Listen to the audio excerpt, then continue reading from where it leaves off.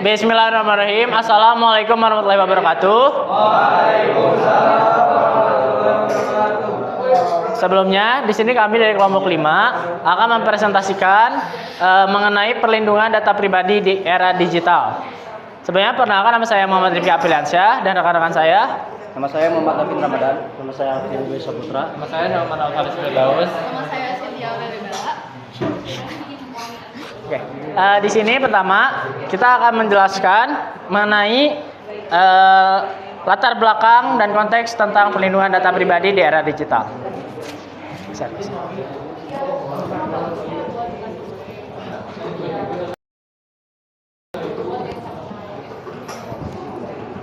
Nah, untuk latar belakang sendiri, di era digital sendiri semakin banyak data pribadi yang dikumpulkan, diproses, disimpan, dan juga ini merupakan menjadi ancaman cyber yang semakin kompleks seperti adanya malware, phishing, ransom, dan kebocoran data. Di satu sisi, privasi data bukan hanya soal individu, tetapi juga untuk reputasi organisasi, kepercayaan pengguna, dan regulasi. Kerangka seperti NIST, Cyber Security Framework, membantu organisasi memahami dan mengelola risiko keamanan cyber. Praktik terbaik privasi data meliputi memahami data yang dikumpulkan, membatasi akses, enkripsi, dan pelatihan pada karyawan. Selanjutnya tentang identifikasi masalah akan dijelaskan oleh rekan saya yaitu Teh Cynthia. Oke, perkenalkan nama saya Cynthia Aurelia. Jadi di sini identifikasi masalahnya yang pertama ada meningkatnya kasus kebocoran data pribadi pada platform digital. Nah, dalam beberapa tahun terakhir, penggunaan platform digital seperti media sosial, aplikasi belanja online, perbankan digital, dan layanan publik berbasis aplikasi itu semakin meningkat. Namun, banyak perusahaan belum memiliki sistem keamanan yang kuat sehingga data pribadi pengguna seperti nama, alamat, nomor telepon, foto KTP, bahkan data rekening dapat bocor dan diperjualbelikan. Nah, penyebab umum dari kebocoran data ini tuh adanya serangan cyber seperti hacking, malware, dan ransomware. Terus yang kedua, dari penyebab umum kebocoran data juga adanya konfigurasi server yang salah. Misalnya database yang tidak terlindungi oleh kata sandi. Lalu yang ketiga, internal breach atau penyalahgunaan akses oleh orang dalam. Nah, yang terakhir itu penyimpanan data tanpa enskripsi.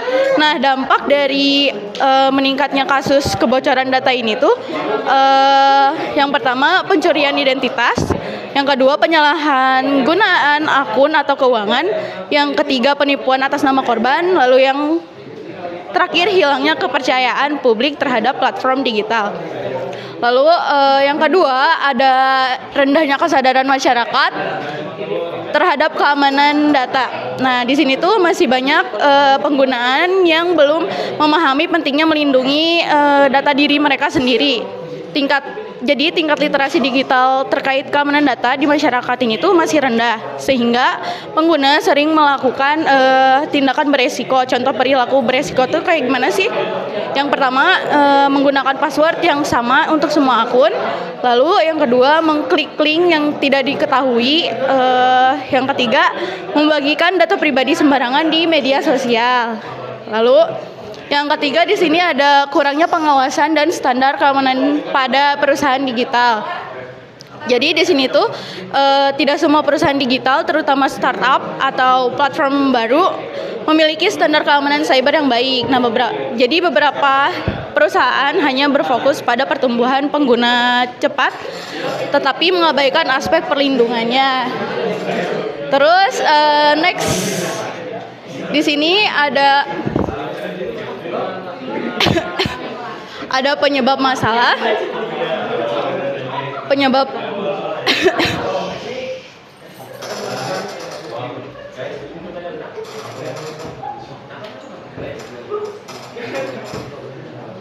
masalahnya yang pertama itu keamanan sistem yang lemah.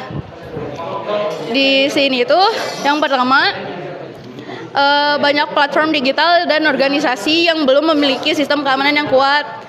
Jadi tidak adanya enkripsi, terus penggunaan sistem atau perangkat lunak tuh tidak diperbarui seperti outdate, terus tidak adanya firewall atau sistem deteksi ancaman. Nah, dampaknya juga sistem menjadi rentan diretas, terus database bisa dibobol dan data sensitif seperti identitas, nomor rekening atau dokumen penting dapat dicuri atau dimodifikasi. Lalu yang kedua di sini kurangnya edukasi pengguna.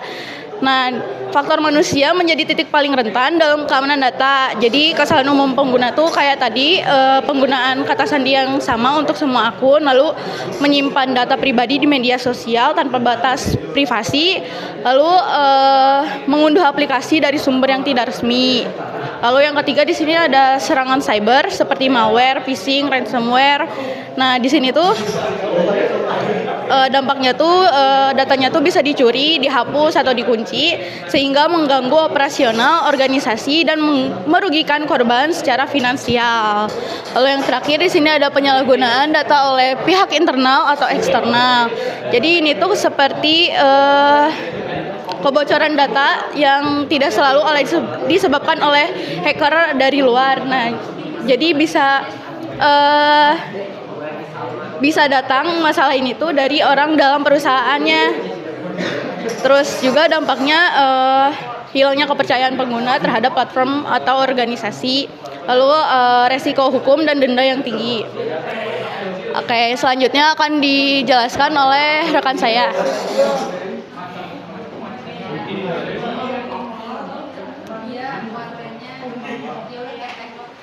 Oke, di sini ada data dan bukti. Berdasarkan laporan digital Guardian 2023 dan IBM di tahun 2024, hanya sekitar 40% organisasi di dunia yang memiliki rencana pemulihan bencana. Yang berarti 60% organisasi itu belum siap menghadapi serangan cyber atau kehilangan data besar, sehingga risiko kerugian dan gangguan operasional sangat tinggi. Di Indonesia sendiri, BSSN mencatat lebih dari 370 juta anomali trafik serangan cyber dalam 1 tahun, meningkat signifikan dibanding 2023. Lalu di sini ada kebijakan alternatifnya. Yang pertama ada pelatihan dan kesadaran kebijakan. Jadi kebijakan ini menekankan pentingnya peningkatan kesadaran dan tanggung jawab individu terhadap keamanan digital. Setiap karyawan dipandang bukan hanya sebagai pekerja, tetapi juga warga negara yang beretika digital.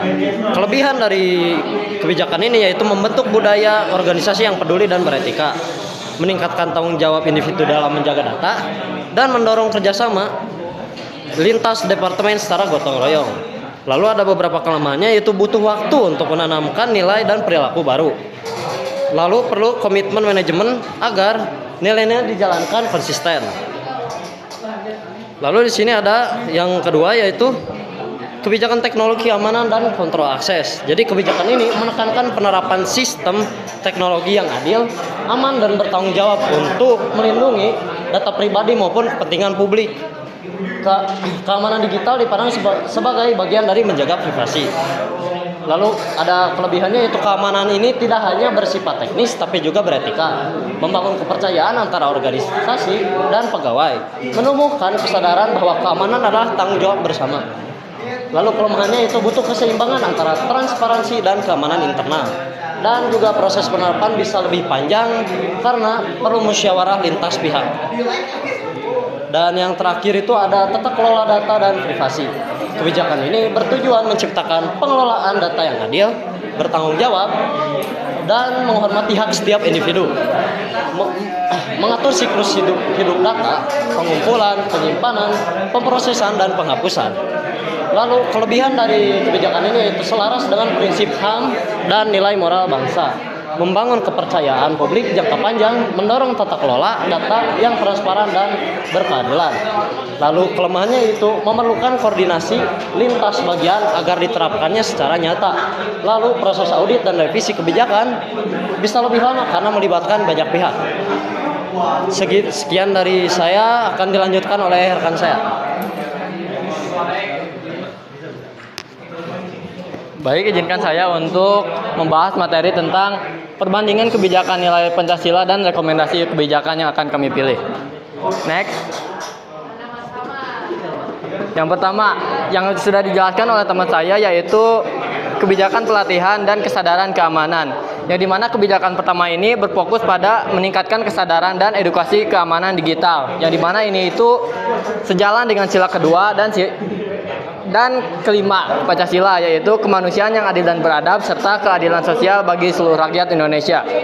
Yang dimana artinya setiap individu di lingkungan digital harus memiliki tanggung jawab moral dan etika dalam menggunakan teknologi. Kemudian kelebihan dari kebijakan yang tadi, yang ini tentu membentuk budaya keamanan yang berakar pada kesadaran, bukan sekedar kepatuhan, namun kelemahannya juga efeknya ini baru terasa sekian panjang, yang dimana ini tuh perlu edukasi dan